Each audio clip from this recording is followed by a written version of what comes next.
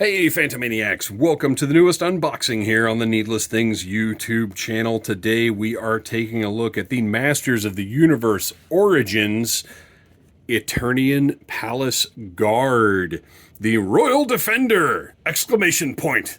This was, I believe, some kind of online exclusive. I got mine from Big Bad Toy Store, but I think Entertainment Earth and other places had them as well. And it was priced up from the regular Origins releases because of the extra parts that it comes with. So it's a troop builder, but I only ordered the one because of the price. And I think between when I pre-ordered it and when it actually came out, the price went up a couple of bucks even.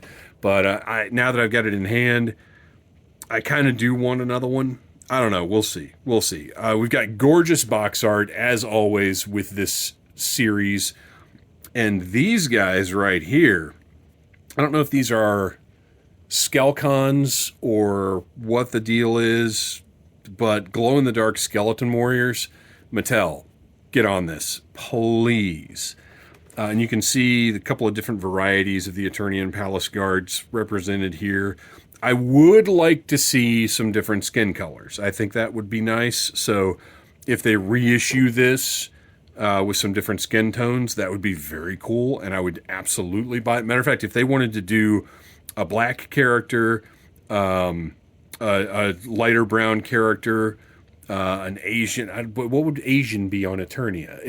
A Jitsu-colored character, which seems like an awful thing to say. Anyway, if they want to do a bunch of skin tones, I would buy each one that they did, because then I'd be able to justify having multiples. They would feel more like separate releases.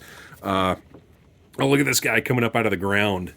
That's great. I love it. The art on these is so fantastic. It kills me to not keep all this packaging, but I just do not have the space for it. Look, he's coming up out of the ground as well, fighting off a root or something here, it looks like. Maybe Moss Man is jumping in on this battle. I don't know. And then on the other side, oh, he is. Oh, how great is that? I love this line so much. Moss Man with his mace coming up out of the ground with these roots and stuff. And then over here, oh, how? And also, I legit just caught that right now. I got to give myself props for catching on to what was going on here without even seeing this side of the box. Oh, you guys, I'm very proud of myself. Please, let me have that one. Correct me as much as you want in the comments, but let me have that one. And we've got Eternos Palace in the background here as well, which maybe is the first time we've seen it in Origins. I'm not positive. But I mean, obviously, for the Eternian Palace Guard, you need that. And then on the back of the box, you've got even more fantastic art. As the first line of defense, the Eternian Palace Guards protect King Randor and Queen Marlena from outside threats. And you can see the older versions of Randor and Marlena up here with Man-at-Arms, who's been turned into crystal, which I wonder if we'll get a figure of that. Why wouldn't we? And who is this fellow? He kind of looks like that prototype He-Man with the helmet up there, and then that's the axe from the Castle Grayskull weapons, I believe. And then, of course, Tila over here. Tell me about this guy. I like him. And then some evil business up here. And I can't remember. I know this happened to Duncan in one of the episodes, but I can't remember. Or was it an episode, or was it a mini-comic? Now I can't even remember that. So I think this is the amulet that did it, and I'm not sure who this is. And again, fill these comments up, you guys. Fill me in on this stuff, because my old brain just doesn't retain like it used to.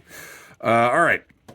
Modernizing and celebrating the original 80s Masters of the Universe action figures, Masters of the Universe Origins gives you the power to pose Eternia's greatest warriors as retro-style figures or in new action-packed battle positions. Got the cross-sell on the back. You got the instructions over here. This packaging is phenomenal. I love it. It's great. You've got the glossy, I don't know how well you can see it under this. There you go. You can sort of see the gloss on there.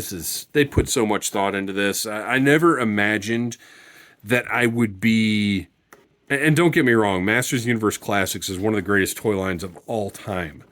But I never imagined we would get another Masters line where I would be even more blown away than I was by Classics. Although part of that is because since Classics was happening, I have learned more. I have more knowledge of Masters. I've become really a bigger fan of Masters because of that line. So I'm appreciating a lot of this stuff more than I did back when Classics were coming out. You've got your wonderful little instruction sheet that explains where everything is removable on the figure, because these figures are still interchangeable. And I love this art so much. I would buy, I think I've said it before, if Mattel wanted to release just a big white poster with all of these little line drawings, I would buy it. I love them. All right, let's get everything out of this packaging.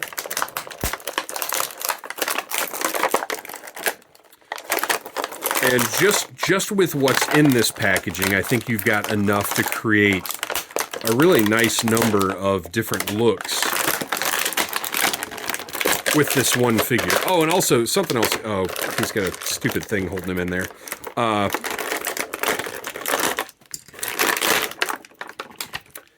Okay, now that I've extremely loudly removed that, something else I do want to tell you guys. I am working on figuring out the Bluetooth problem with my phone. I have not yet. I don't know what it is, but I cannot use Bluetooth microphone to record video on this phone. I don't know what the deal is. I'm still working on it because I'm not satisfied with just using the phone mic, but it is literally my only option. All right, so anyway, and I say that because then all of that noise wouldn't have been as loud and annoying as it was. You can see that he is, you know what? I've done it again. I need a reference figure. So hang on. Okay, so here is our reference that we needed. This is the Man-at-Arms figure, and this is the Eternian Palace Guard figure. So the whole deal here is, Man-at-Arms has his mismatched armor. His little bra strap came undone. He's got the one shin guard and the one arm, well, two arm pieces, but on one arm. And then with this guy, he comes with basically a full suit of armor so that you can switch it up and make him look however you want. So many different possibilities to create very different looking guys.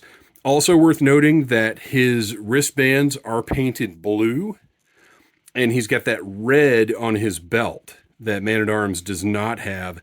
And his helmet is completely different from Man-at-Arms' helmet, which is really nice and something I didn't expect. But, I mean, they had to redo the whole, to put this mask piece on. Oh, you guys, hold on. What do we got going on here? Oh, I thought maybe that was going to come off. Because, look, this is a separate piece. So if you want to, you can just pull that chin strap down right there and do that for some reason. How interesting, though, that this is not a removable piece. Huh. That's kind of wild, huh? That they did a whole face underneath this piece. So, all right. So what we've got is these are the two different heads that were included with this guy. We don't really need Duncan anymore. Let's set him to the side. So the helmets are identical. The only difference is this piece on the front. So I guess just production-wise, it was easier. Well, and the helmet and the head, you can see the seam here, are separate pieces. So it's the same face on both of these guys. They just, one helmet has the mouth guard and one helmet doesn't. Just kind of interesting the way that they did that, though. All right, so let's put this guy aside because I'm probably not going to use that one. And this does include the Man-at-Arms chest piece if you want to use that. It is a slightly different color from Man-at-Arms. It's a little bit less orange. But I mean, I won't be using that either because that's unique to him. And this guy, I mean, when I put him on the shelf, I'm going to put him on the shelf just like this. The full suit of armor. He's got the nice eagle or falcon or whatever that is. I guess it's a falcon. On the front in the nice sort of bronze paint on top of that. Just a cool looking design. I mean, I'm really a fan of how they took, because I mean the whole point of the line is they reused so many parts back in 1982, and I'm just a fan of the different ways, you know, how they make the same figure look completely different with just color and a couple little pieces like this, which granted he comes with a ton of pieces, which is why he's a deluxe figure. He also includes a shield,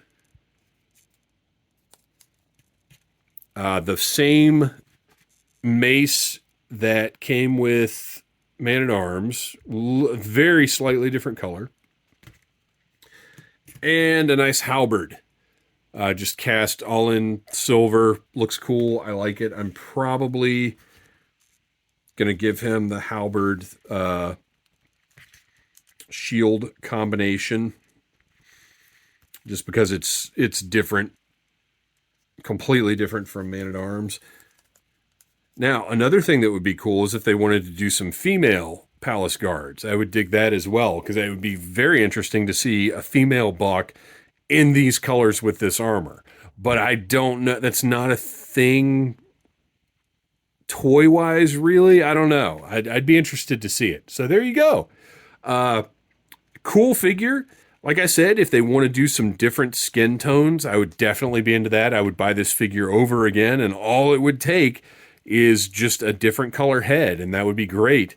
So, Eternian Palace Guard, an essential piece of your Origins line, and which, by the way, continues to be healthy and exciting, and is still my favorite toy line that's available at retail. So there you go. Thanks for watching, you guys. Please like, subscribe, share, tell your friends about Needless Things, and remember, that guy over there has the power! Because I don't, because I'm just a guard. Smash that like button if you like Needless Things.